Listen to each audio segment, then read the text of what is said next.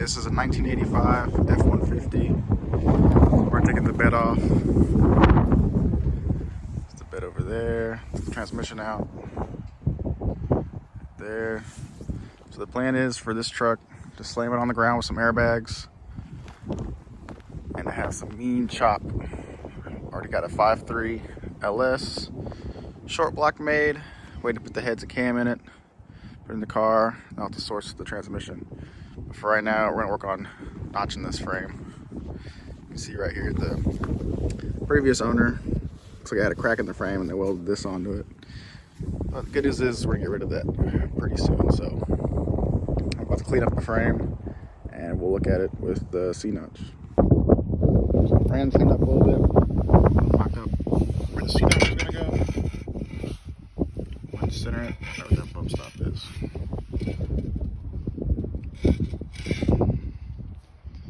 Trying to get about 6 inches of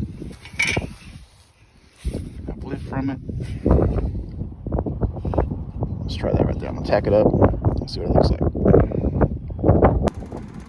Alright, so I got the main hoops tacked in place. I got the center of the bump stop, the center of that, and I'll use this stick to level, line them up. Height wise, I just made sure that the inside was touching on both sides. The outside has matched it. Next, I am going to the other side and then make sure they're all straight and level. Alright, so I got this side stacked on, and I'll try to use this level to make sure they're both even. But I don't know if you can tell this or not, but the ground I'm working on is not level. Like this side sticks up a little bit further than that side. So I threw off my leveling readings. I was like, go about this a different way. So I measured from the frame to the bottom of the notch, which was 4 1/4. Ended up being 4 1/4 all the way around. So looks like we'll be all right. Next, I'm welding on the top part of the notch. Just getting one side started, working my way down, make sure it's all nice and level. Go back through and clean it before I do the final weld. Actually, I'm gonna tack on all the pieces before that gets done. And then this one is almost done. Let's get that tacked up. And yeah, I'll hit you up after this one gets tacked up. Next, we're gonna add on the side pieces. It's universal kit, so I just got done cutting these to fit. So I'm gonna go right here. As you can see, there's some gaps on each side, so I'm gonna have to cut that down. A couple of pieces of metal to fill that in. And then on the other side, it's a little bit longer piece actually. There's a little dip in the frame. That's got an even larger gap on it. And I'll cut down the pieces I cut off and make them fit in there, in those tiny triangles. Same thing on the other side. And then I'll get back to you whenever I'm done with that.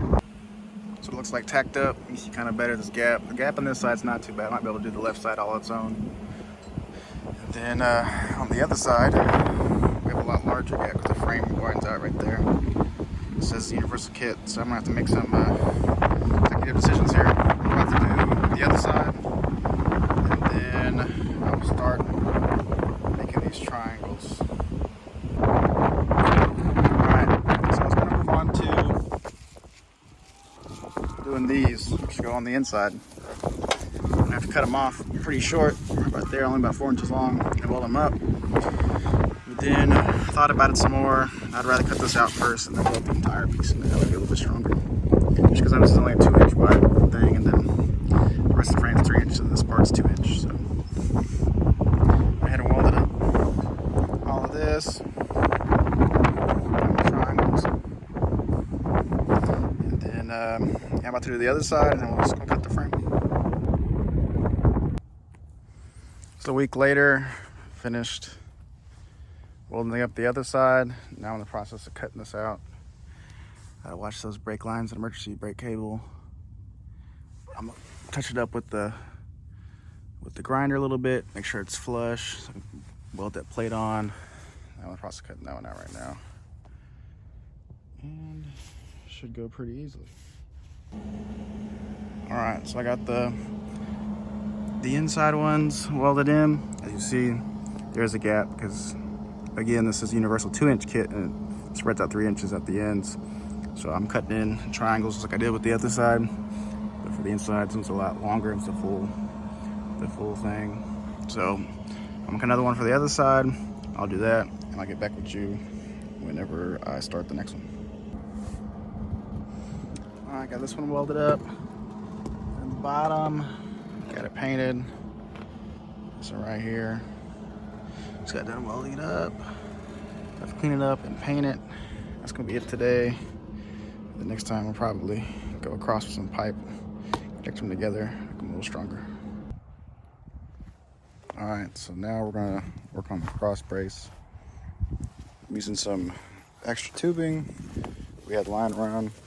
It's pretty thin. I'd recommend, if you're gonna keep these braces in, like the ones that I got in the back, to definitely use a thicker wall tubing. But it's gonna go across like this on both sides. And tie the sides together. Hopefully make it a little stronger. And we'll go from there. I'm about to tack them up and weld them up, and then that should be it. Hit it with some paint, and I'll show you the after. All right, got the stabilizing bars put in. Got it painted. And next step's gonna be the 4-link. I'm about to take the leaf springs off and then get my measurements and see. I'm gonna get a 4-link kit and just weld them onto the frame wherever it lies in the middle of this this notch here. So yeah, that's that. Took about 20 hours to do. First C notch, so I'm sure somebody with more experience will be able to do it, but like 4 or 5 hour days of just prep and cutting and slicing and welding.